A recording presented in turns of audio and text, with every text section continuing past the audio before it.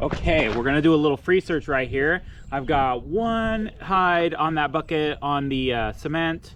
Actually, both the buckets that are up elevated have hides in them.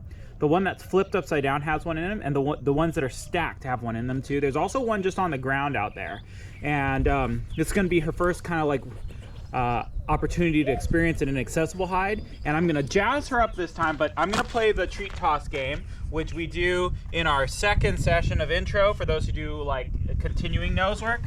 This is a fun game that we play, but I'm gonna show you just how to use it practically in your search to get more hunt drive. So she wants this hot dog. Ready? I toss it out there. Oh, she watches it go. I break her vision, search. And now she's very motivated to go hunt on her own.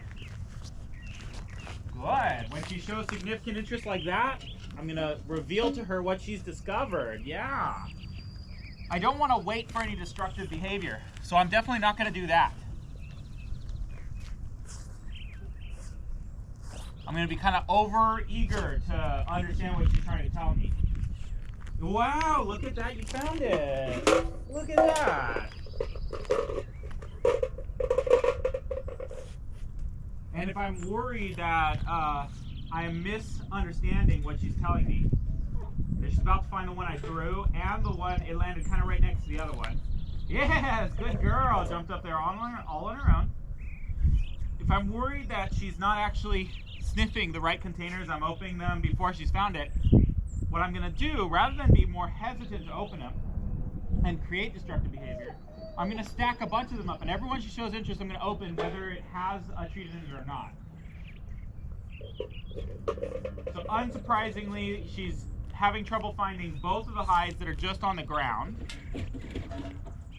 Lots of object orientation. You might find one now. Let's see.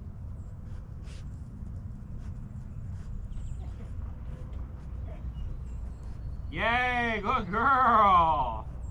Good.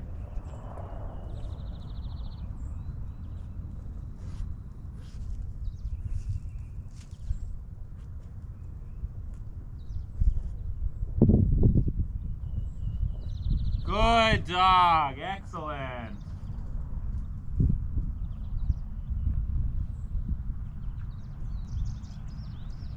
And now the only one she's missing is the one that's up here on this planter.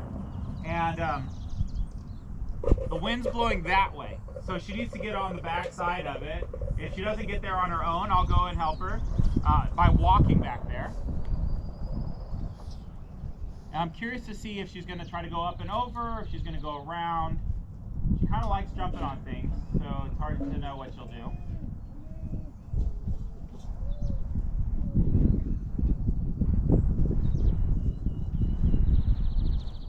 There it is.